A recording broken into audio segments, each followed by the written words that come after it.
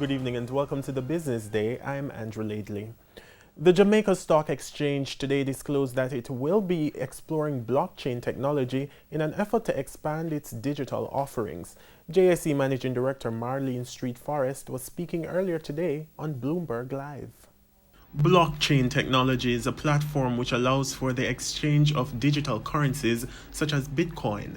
It's being used all over the world.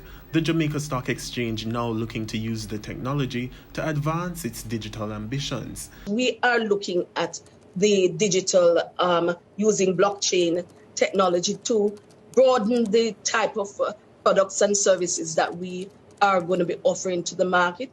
We have to put in exchange traded fund, and we are going to expand on that. We are looking at other types of things like futures and options, and we continue to work on those. She says market data show that investors are attracted to cutting-edge technologies. With that in mind, she's hoping to attract new investors by digitizing more offerings. We are looking towards digital transformation. Obviously, persons talk about that, but we are going to be living it. We have seen where our online trading platform, having put that in, so many of our investors have come to market, have continued to do their transactions using that medium. She admitted that the JSE's performance worsened this year, but she noted that things are slowly improving. Yes, we are 27% behind or below what we started with at the beginning of the year, but we believe that our companies are now pivoting, are looking at other ways in which they can sustain their companies. And so we should see a gradual improvement, and I underscore the word gradual. Consumer prices moved at a rate of 0.2% in August. The Statistical Institute of Jamaica says this increase was primarily due to higher prices in the housing, water, electricity, and gas division. However, the movement was moderated by lower food prices. The increase brings inflation to 5.1% in the last 12 months. Following a temporary closure on August 14, the Bank of Jamaica will reopen tomorrow with limited services.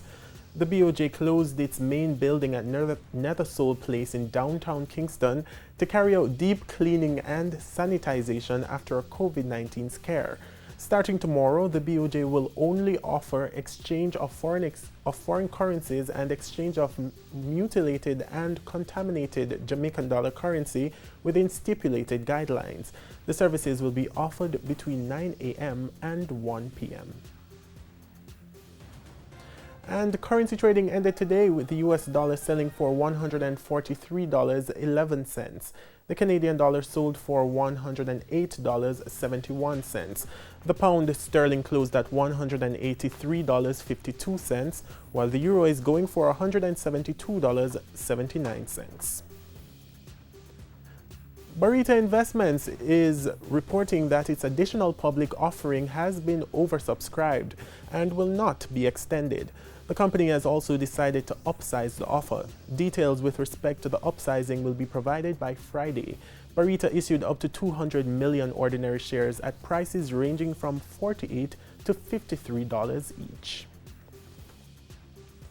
To the stock market now, the JC index lost 631 points today, and the junior market index declined 10 points. Among the winners were Siboney Group, First Rock Capital Holdings US dollar shares, General Accident Insurance Company, Cygnus Credit Investments US dollar shares, and SSL Venture Capital. Now on the losing side were Access Financial Services, Paramount Trading, Sterling Investments, Portland JSX, and AMG Packaging and Paper Company. And that's the Business Day. I'm Andrew Laidley. Good evening.